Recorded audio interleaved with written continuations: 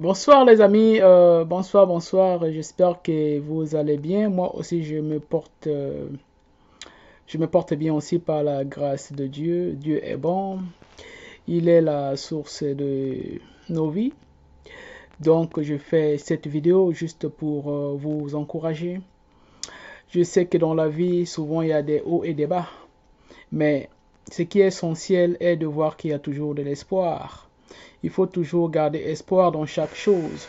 Il faut toujours se dire aussi que bon, aujourd'hui c'est aujourd'hui, demain c'est demain. Donc, euh, donc essaye de vivre la vie au moment présent.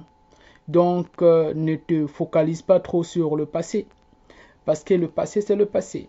Mais en te focalisant sur le présent, cela va permettre de te jurer de la vie, de ce qui est essentiel à la vie, de ce que tu dois faire. Donc, la meilleure des choses aussi, c'est de savoir quelles sont les pensées que tu dois mettre, que tu dois garder en toi, les pensées que tu trouves qui te nuisent ou des pensées qui t'empêchent d'avoir la paix. Il faut les enlever dans ta vie.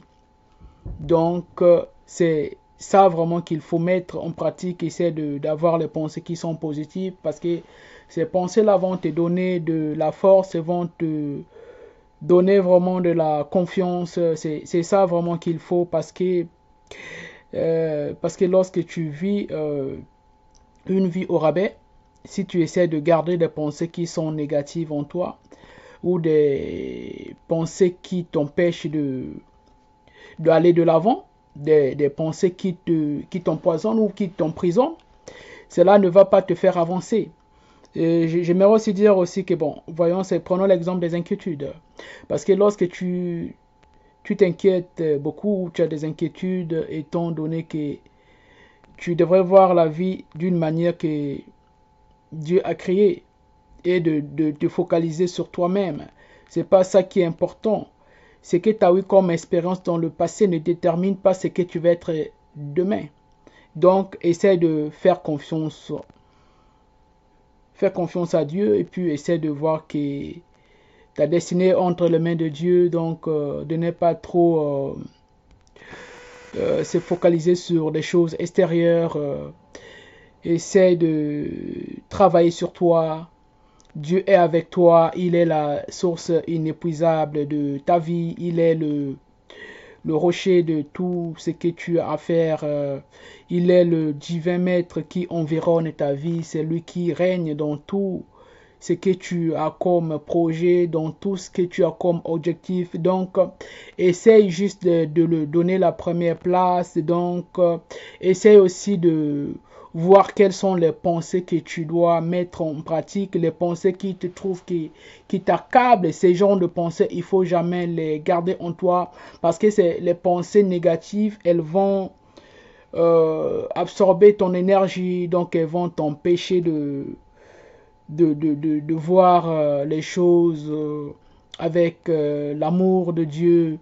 Prends courage.